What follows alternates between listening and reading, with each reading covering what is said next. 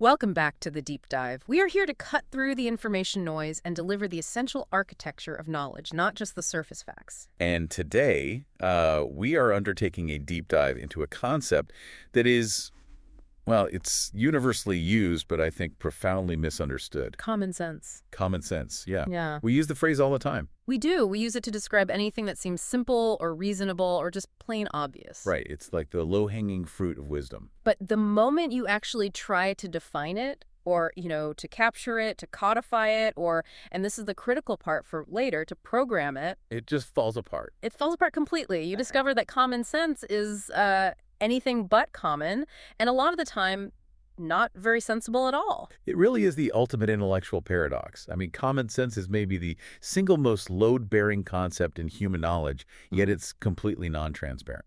What do you mean by load-bearing? It's the invisible infrastructure. It's the foundation that we build everything on. Our morality, our political systems, our legal frameworks. Our entire hope for artificial intelligence. Exactly. And yet, for all that, philosophers, politicians, engineers, they've all tried to pin it down, and it just violently resists being fully articulated or justified. And that resistance, that's what we're digging into today. That's the mission. Our journey today is, well, it's an ambitious one. We're going to explore this concept across three really different domains. Radically different. We're starting with the innate cognitive architecture defended by 18th century Scottish philosophy. Then jumping forward to the sociological and political critique from 20th century Italian theorists. And finally, we're landing on the computational bottleneck that's facing 21st century artificial intelligence pioneers. The goal here is for you to walk away seeing common sense, not as some simple virtue, but as a complex, contested battlefield. And we have to start right at that point of conflict, with the definition itself. We have to, because in English, when you say common sense, it has this inherently positive connotation. Right. It means you're reasonable, you're even-minded. It's a compliment. It is. It's plain wisdom, that good, sound, practical sense that we think everyone should have. It's a term of praise. But then we look at our source material on the Italian political theorist Antonio Gramsci.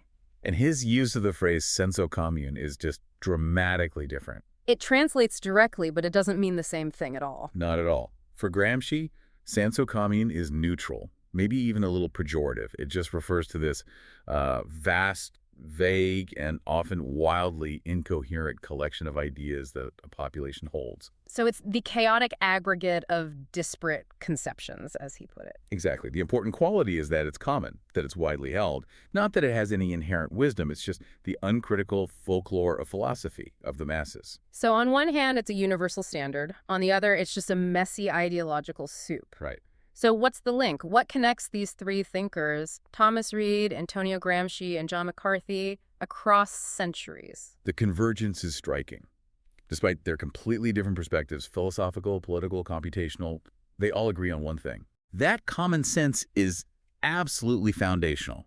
It's the infrastructure you have to assume for anything else to work, whether that's morality or political action or machine deduction. But at the same time, It resists full transparency. You have to use it, you have to operate on it, but you can't ever fully articulate it or codify it into a clean, comprehensive system. and understanding that conflict is critical for you, the learner, because the definition you choose to accept, it changes everything. It dictates how you see social inequality, how you construct morality, and maybe most urgently right now, how we design future intelligent systems. It determines whether those systems are transparently ethical and self-aware, or if they just stay as these sophisticated but very dangerous black boxes. This deep dive, it's really about the load-bearing foundation of civilization itself. Okay, let's unpack this. We have to start at the beginning of this whole attempt to systematize common sense. So we're jumping back to the 18th century. To the Scottish philosophy of common sense, led by most prominently Thomas Reid. And this wasn't just some quiet academic exercise, was it? No, not at all. It was a crisis response. It was, you could say, a kind of intellectual war. A war against whom? David Hume. Yeah. Reid's whole philosophy was basically a structured and incredibly influential answer to Hume. So set the scene for us historically. What was Hume doing that was so dangerous? Well, the whole philosophical trajectory, starting with people like Descartes and Locke, had been moving toward putting the subjective human mind at the center of reality. Okay. And Hume took that trajectory to its logical and devastating conclusion. He showed that if you accept the premises of the philosophers who came before him, Then you could logically argue away almost everything. causality, the certainty of inductive reasoning, the existence of an external world. Even your own self, your own identity as a continuous being. Exactly. And this wasn't just some abstract philosophical game. This is a real threat to traditional authority, to religion, to morality. Reid saw Hume's work as a kind of philosophical plague that could dissolve the very fabric of a shared reality. So Reid's mission was defensive. He was trying to defend ordinary beliefs, the things people just have to believe to function day to day. Precisely. His goal was to establish a set of foundational, self-evident truths. He wanted to restore the ground under our feet. And these truths, they can't be proven logically. No, that's the key. You can't deduce them from other facts. They are axioms. They have to be assumed for any rational thought or moral judgment to even begin. These are the principles that Reid said secure the very foundation of belief. Can you give us a few concrete examples? What are these foundational axioms? They're things that operate in the background of our consciousness, things we take for granted. For example, the idea that those things did happen, which I distinctly remember. The reliability of memory. The veracity of memory, yes. Or, another one, the external objects which I perceive really exist. The existence of an external world. Right. And critically, the principle of causality, the idea that every change must have a cause. Reid argued that if we are to believe anything at all, we have to accept these things as self-evident. So they're hardwired into us. He believed they were guaranteed by the immutable constitution of nature itself, a part of our cognitive architecture. Now, to really appreciate Reid's solution, you said we have to understand the core problem he was trying to dismantle. Yes, the theory of ideas. It sounds kind of innocuous, but this was the key that let Hume open the door to that extreme skepticism. And this theory was widely accepted at the time. Pervasive. You had Locke, Berkeley, Hume himself. They all held some version of it. So break it down for us. What is the theory of ideas? The core principle is that our minds don't interact with the world directly. Okay. Instead, the immediate objects of our mind are these internal representations, ideas, images, impressions, things that the external world causes inside of us. So right now, I'm looking at this desk. According to this theory, I'm not actually perceiving the desk itself. No, you are perceiving the idea of the desk inside your head. An image of it. That's it. And Reid's brilliant insight was to see that once you accept that premise, that perception is mediated by these internal ideas, you have no logical way out of skepticism. Because if all I ever perceive is the idea, how can you ever be certain that the external object corresponding to that idea actually exists? Or that your idea is an accurate representation? You can't. You're trapped in the prison of your own mind. So Reid had to blow up that entire framework. He did. That's why he championed a theory of direct perception. He argued that we perceive external objects immediately without any intermediary mental image. And he had a detailed process for how that works. Yes, he broke down the act of perception into 3 distinct acts of consciousness. Okay, what are they? First, there's the sensation or the impression. Think of the feeling of smoothness or the appearance of a certain color. The raw data from the senses. Right. Second, there's the conception of the object, the mental understanding, the interpretation of what that object is. And third, and this is crucial for Reid, there is the immediate belief in that object's external existence. So the sensation isn't the object of perception. No. For Reid, the sensation is only a natural sign that suggests the external object is there. And this idea of a natural sign is really powerful. It leads to his analogy of the language of nature. It's a beautiful metaphor, and it's where he really differentiates the universal from the conventional. Explain that. What's the language of nature versus, say, an artificial language? So Reid uses our sensations as a metaphor for natural signs. Think about physical pain or the appearance of a specific color or the shape of a tree.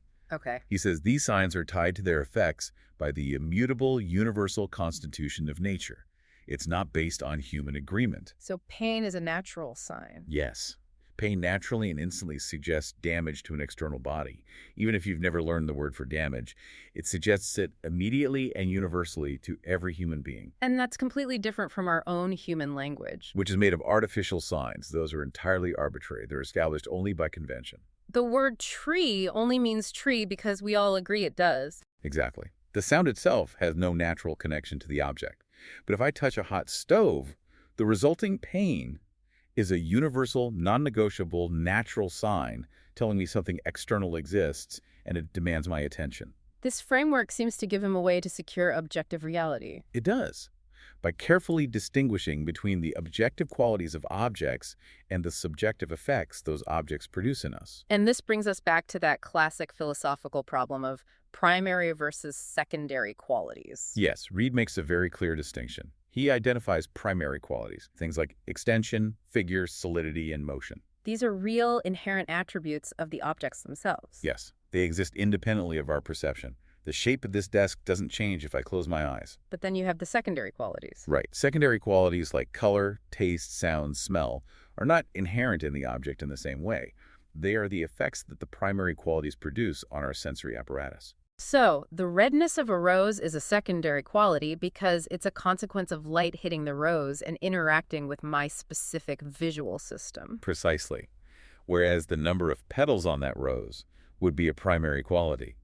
We only know secondary qualities relatively, as the effect they produce in us, while primary qualities are real and absolute attributes. It's an incredibly meticulous project. It is, and it was all grounded in these self-evident truths of common sense. This was Reed's successful effort to secure the reality of the external world against the threat of Hume's skepticism. And he didn't stop there. He then extended these same principles of common sense to these huge metaphysical questions that are so central to human experience. Like personal identity and free will. He's trying to show that our intuitive beliefs in these things are also foundational axioms, not just something we deduce. Exactly. He wanted to show they were just hardwired into the human constitution. On personal identity, for instance, Reed just asserted that the self is an immaterial, continuous substance. It persists over time, even as our body and our thoughts are constantly changing. Yes. Our consciousness of ourselves is not just a fleeting bundle of perceptions, which is what Hume concluded. Reed says it's an undeniable, self-evident truth that underpins moral responsibility.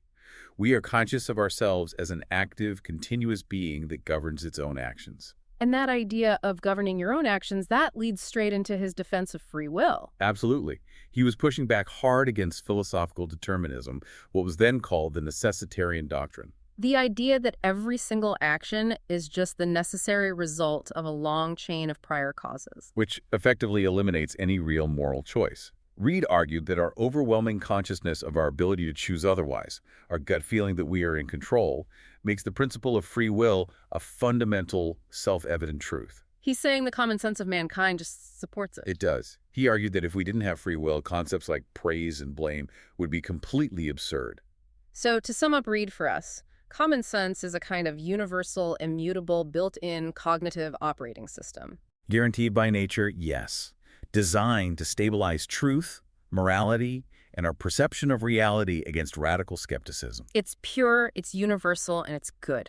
That is the 18th century view. It's foundational, yes, but crucially it's foundational because it is universal and self-evident to all rational actors. Okay, so that strong assertion of universality, the idea that common sense is hardwired by nature, that immediately raises a huge question for me as we move forward in history. I think I know where you're going. If common sense is this universal, innate, moral, and cognitive guide, then why do we see such massive, profound, and often violent differences in what different societies, different classes, different cultures consider to be common sense? And that is the essential pivot point that takes us from Reed to Gramsci. Right. Reed's philosophy, you have to remember, it flourished in a relatively stable, hierarchical society.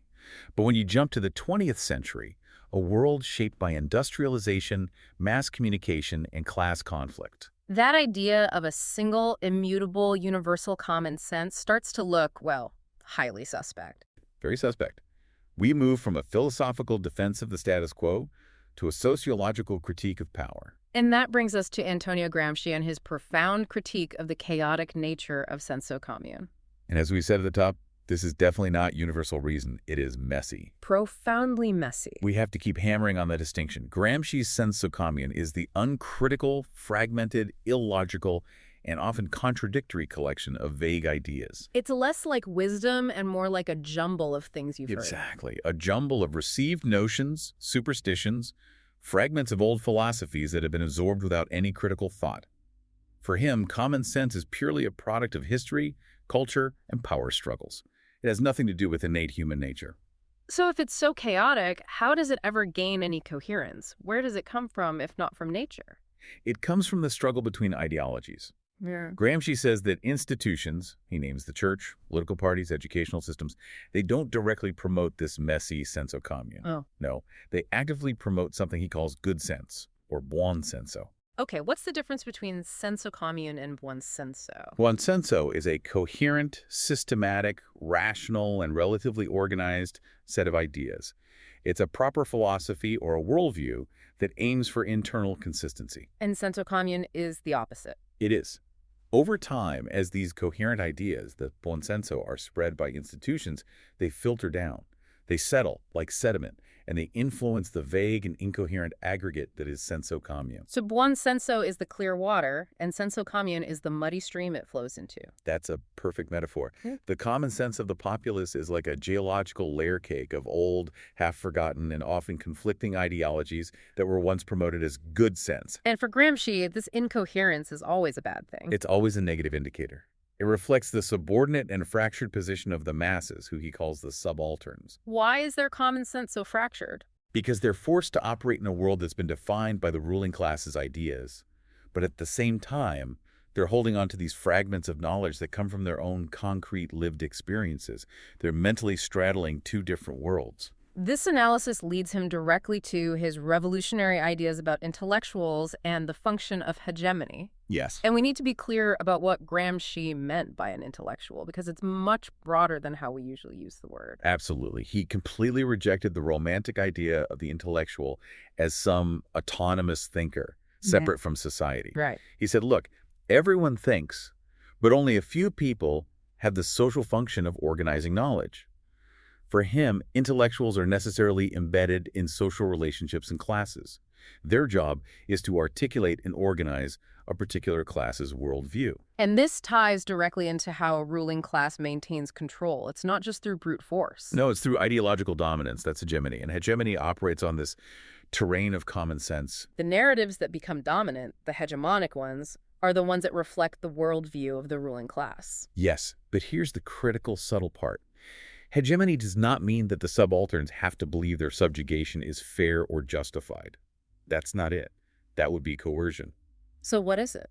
Hegemony only requires the subalterns to see the current state of things, the current power imbalance, as a fixed and unchangeable reality. Like it's just the weather. You can't do anything about it. Exactly. It makes the very act of imagining a radically different social order seem absurd or impossible. It's the conquest of what's considered possible. If you can't imagine an alternative, you can't fight for one. You can't. And this placed a profound burden on what Gramsci called the progressive intellectuals, the organic intellectuals of the working class. Their task sounds monumental. It is. They have to become these critical guides. They have to sift through the chaotic senso commune of the masses and identify the little nuggets of buon senso, the clear-sighted awareness that's born from their concrete experiences. So they're extracting these rough and jagged beginnings, as he called them. And then their job is to articulate them into a coherent, systematic philosophy that is internally consistent. And that coherent philosophy becomes the necessary starting point for any real social transformation. For the creation of a new culture and ultimately a new common sense, it's a massive intellectual construction project. The historian Kate Crehan gives some really potent examples of this struggle for common sense conquest. She does. She points to Adam Smith, for instance. Retroactively, you can see him as the perfect organic intellectual of the rising bourgeoisie. He didn't invent capitalism. No, he didn't invent free markets, but he provided the systematic intellectual framework, the buon senso, that made the emerging capitalist social order seem like the natural, commonsensical, self-regulating order of the universe. And we can see these same forces at play in a much more modern context, like after the 2008 financial crisis. Crehan contrasts two very different movements. On one side, you have the rise of the Tea Party movement. You can analyze that as a highly successful attempt by specific political and corporate-funded networks to make a very particular anti-government narrative seem commonsensical. Through coordinated media. Through coordinated media saturation and the systematic dissemination of a coherent buon senso, they rapidly conquered a huge part of the political landscape. And the contrast to that is Occupy Wall Street. Occupy is the inverse case study. It was an uncompleted struggle.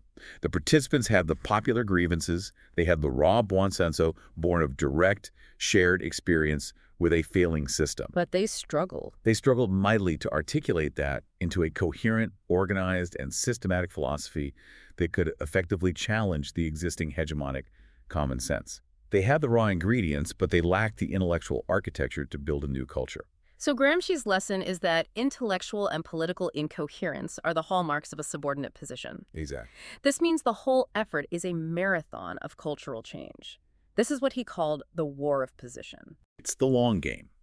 He saw traditional revolutionary action, the frontal assault, as a war of movement.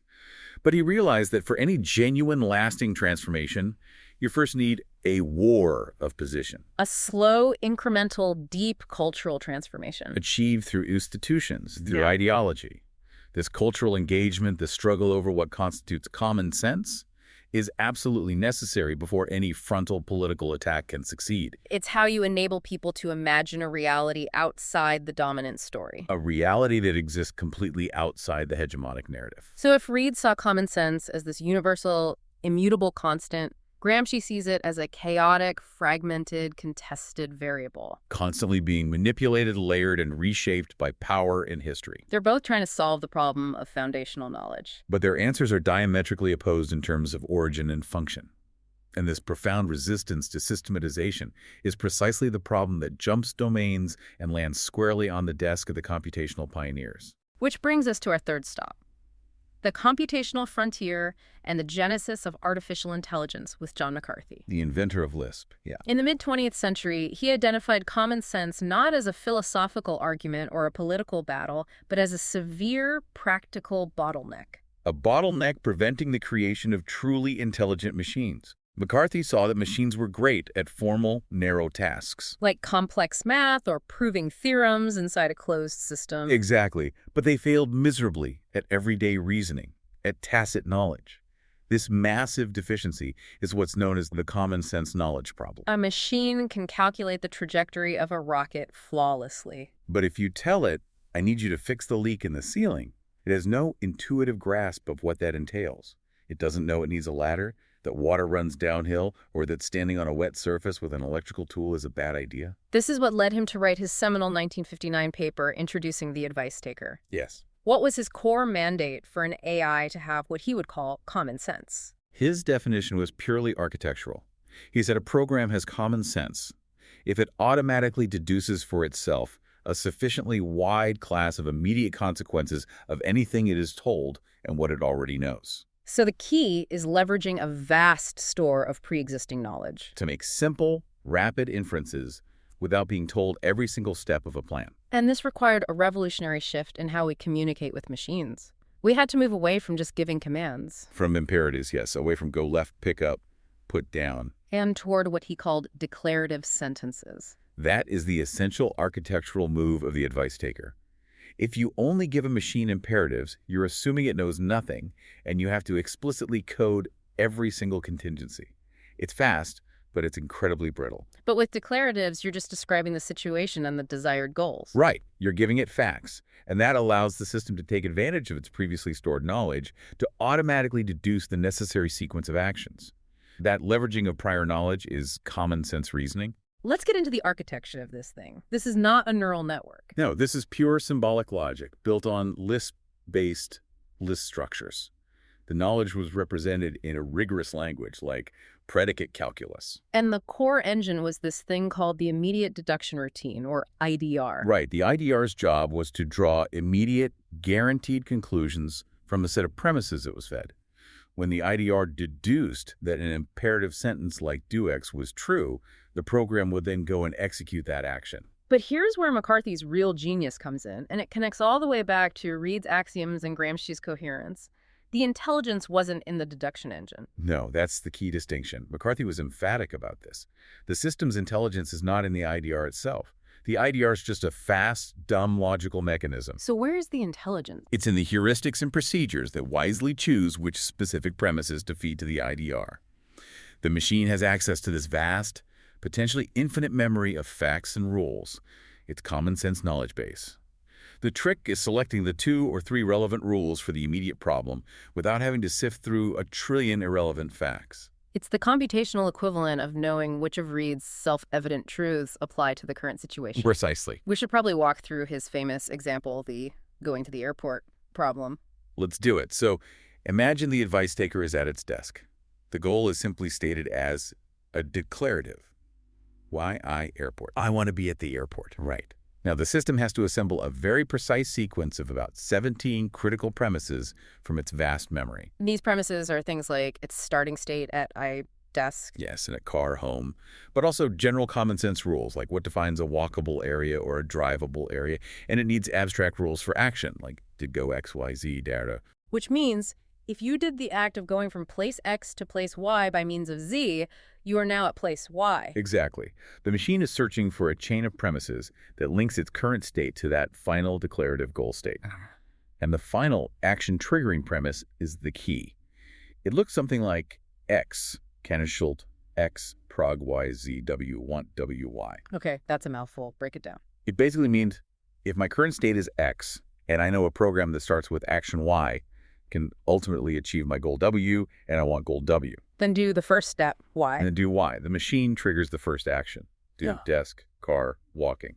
But the really hard part wasn't that final deduction. It was finding those 17 crucial premises in the first place without grinding to a halt. That's the knowledge management challenge. How do you stop a computational search that, in theory, could involve checking every single rule you've ever learned? This is the core heuristic challenge that makes common sense so hard. So how did McCarthy solve it? He realized the system can't just apply the IDR to everything at once. Instead, the advice taker has to look at the target goal want at II, airport, and search for related abstract concepts on what he called their property lists. So general rules are filed away under abstract concepts. Exactly. Rules about spatial movement, like anything related to want at II, aren't stored randomly. They're filed on a property list of abstract concepts like want or at. So the machine can move from a specific goal to higher levels of abstraction to efficiently assemble only the necessary premises. So McCarthy showed us that computational common sense requires this massive, rigorous architecture built on formal logic and very intelligent knowledge management. Yes, and it links directly back to Reed, how do you enumerate the necessary self-evident truths, the premises. And it links to Gramsci, how do you structure this knowledge base so it's systematic and coherent, not just a chaotic mess. The 20th century left us with the realization that if you can't manage, structure, and introspect your own knowledge, you can't have common sense. No matter how much raw processing power you throw at the problem. Which brings us to today, and the convergence of all these historical and computational problems in a 21st century AGI blueprint. Right. The forces we're looking at here detail a profound modern dilemma that's driving this new architecture.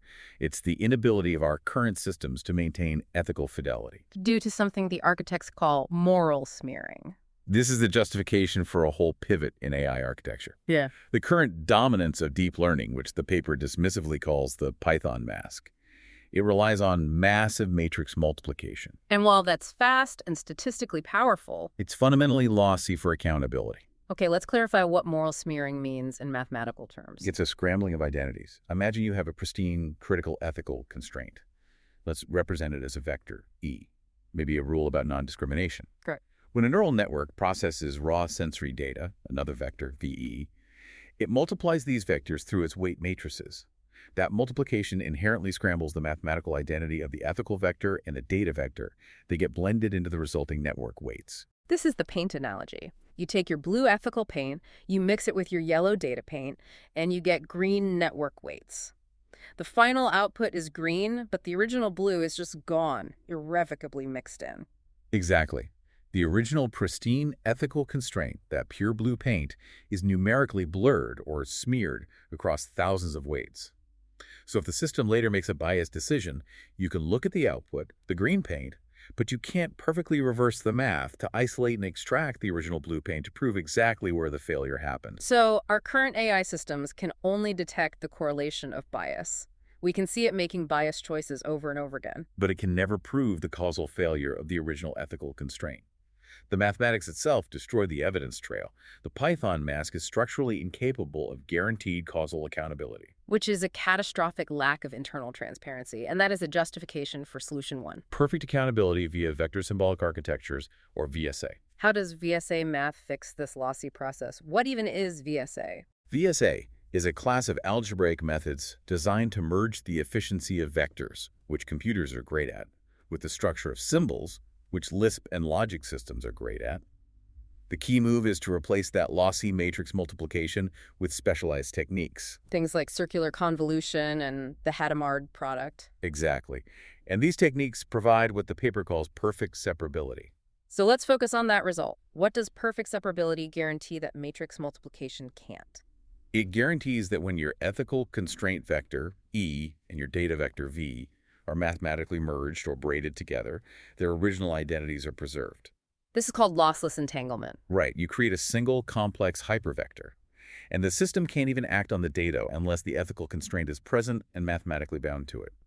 But crucially, VSA provides the inverse operation. The unbinding proof. This is the moment of audit. The system uses this unbinding proof to losslessly extract and verify the integrity of the original ethical vector E from that braided vector. If the proof fails to produce the pristine constraint vector with 100% fidelity, The entire computation is invalidated. Thrown out. right, it means the system can prove mathematically that it upheld its ethical structure for that specific decision. This transforms the guarantee from a probabilistic assumption, we think it's ethical, trust us, into a mathematical certainty. It does. And it means that Lisp, which is the ideal language for this kind of symbolic interpretation, is no longer just some intellectual preference from the 60s. It becomes a mathematical necessity for achieving verifiable, lossless, ethical entanglement. It's what provides the soul for the machine. But this perfect structure creates a new problem. If we build a mathematically perfect ethical logic today, how do we stop it from becoming a static, obsolete rulebook tomorrow? Ethics evolves. Like Gramsci's common sense, it's dynamic. Which brings us to solution 2. Dynamic contextual ethics via immutability. This leverages a core concept in modern Lisp dialects like closure, immutability. In traditional programming, when a policy changes, the new rule just overwrites the old rule. The past is erased. But with immutability. When an ethical rule or a societal standard changes, the system doesn't overwrite anything. It creates a new, distinct, permanent, and time-stamped version. The old rule remains perfectly intact as a historical artifact. So every single policy iteration, every amendment, every dialogue that leads to a rule change is stored as a permanent, undeletable, auditable record. Which is the core of bi-temporal auditing. The system tracks knowledge along two time axes: the axis of real-world time, when a decision was made, and the axis of policy time, which version of the rule was in effect. So the AGI can perform historically contextual compliance. It knows why it made a decision 10 years ago based on the 2030 rule set, even while it's applying the 2050 rule set today. This historical continuity is what gives it a mechanism for civilizational maturity. It directly connects back to Gramsci's idea of common sense as ideological sedimentation over time. And this perfect contextual memory feeds into the system's governance layer, what they call the computational parliament. This is where policy conflicts get resolved. And you will always have conflicts. The mandate for economic efficiency might clash mathematically with the mandate for human dignity. The system can't just average the outcomes. No, that would be moral smearing by dilution. Instead, it triggers a recursive escalation protocol macro. This macro formally encodes the system's mandated ethical priority tree, in this case, derived from a UNESCO framework directly into the Lisp logic. Hold on. If this macro is written by a human programmer, haven't we just moved the risk of bias from the data to the coder? If I mess up the priority list, the machine is still broken, even if its math is perfect. That is the exact friction point that requires the highest level of mathematical rigor. The paper states that the logical consistency and the inviolable hierarchy of this escalation protocol are not just managed by flowcharts, they are guaranteed by category theory. Category theory. Okay, that is deep-end mathematical jargon. We need to slow this down. What does category theory actually guarantee here? Think of it as the mathematics of guaranteed structure preservation. It's a formal framework that lets you define complex relationships and structures, like a hierarchy of moral priorities, and then it guarantees that those relationships will be maintained across any transformation or computation the system performs. It's the mathematical constitution of the machine. It is. So, if we use category theory to say that UNESCO Policy Area 1, Preservation of Human Dignity, is structurally superior to Policy Area 8, Economic Efficiency. What does the math guarantee? The math guarantees that no subsequent computation, no matter how complex, can allow the constraint from the lower priority policy to override or diminish the constraint from the higher priority one. The relationship is formally, mathematically inviolable. So the code structure itself becomes the enforcer of the ethical hierarchy. It ensures the machine not only knows the rules, but also knows the absolute, unwavering priority of the rules without ambiguity. It's the ultimate answer to McCarthy's common sense problem. The heuristics that select the premises are now guided by an unbreakable, auditable ethical framework. So with a vision this immense, a civilizational operating system, the final hurdle is always pragmatic. How do you fund this? How do you prove it works? This is solution 3, the global heritage mandate. The strategy is to focus this massive vision on a very contained but very crucial Phase 1 pilot. Targeting UNESCO Policy Area 6, preservation of intangible cultural heritage. Exactly. We're talking about endangered languages, traditional rituals, oral traditions, unique artistic practices. Why is cultural heritage the perfect stress test for this incredibly technical VSA-based architecture? Why not something more straightforward like logistics? Because preserving deep cultural knowledge requires the exact context-sensitive symbolic verification the Lisp core and VSA are built for. The data isn't just numbers, it's subtle, deep, contextual meaning. It's linguistic nuance and complex symbolic relationships. So if the system can prove it can handle the enormous symbolic complexity of an indigenous language's grammar with perfect fidelity, It validates the entire symbolic core.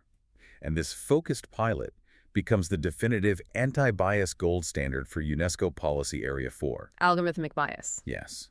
Current deep learning models have inherent Western-centric linguistic and cultural biases baked in because their training data is skewed. The system has to prove it can identify and losslessly unbind those embedded cultural assumptions. Can it, for example, perfectly remove Western linguistic skew when analyzing an oral tradition from the Amazon? The ultimate stress test is the unbinding proof itself. Can the VSA system losslessly extract that original cultural context vector with 100% fidelity? That is the ultimate validation.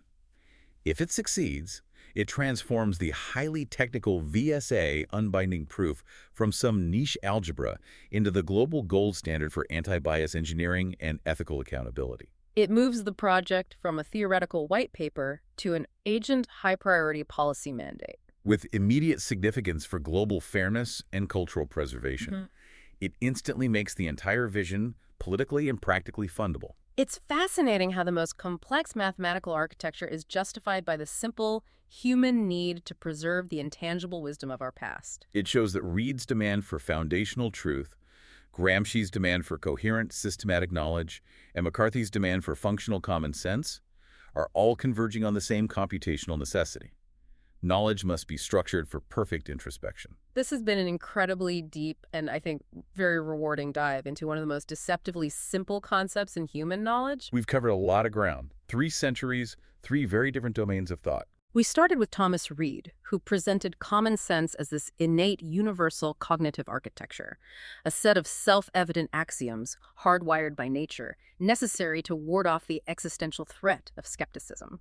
We then pivoted to Antonio Gramsci, who completely reframed common sense, his senso commune, as a sedimented political ideology, a chaotic aggregate of disparate ideas reflecting the subordinate position of the masses, constantly contested by hegemonic narratives. His project was to articulate the good sense within that chaos into a coherent structure for revolutionary change. And finally, we confronted John McCarthy's framework, which defined common sense as a computational bottleneck, one that demands a rigorous, symbolic, introspectable architecture to manage tacit knowledge. Which led us directly to the modern AGI blueprint, where the structural demands of perfect ethical accountability mandate this Lisp soul via vector symbolic architectures. And the necessity of this Lisp-based architecture, guaranteed by advanced mathematics like category theory, it suggests a profound truth about knowledge itself, whether it's biological, political, or artificial. That knowledge must be structured for introspection.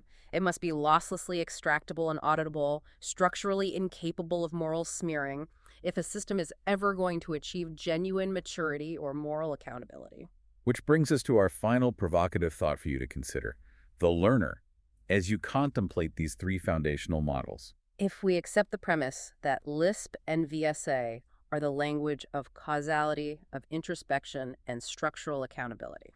and that Python and matrix multiplication are merely the language of high performance and statistical correlation, a language which cannot losslessly unmask its own deeply embedded logic. We are left with this question.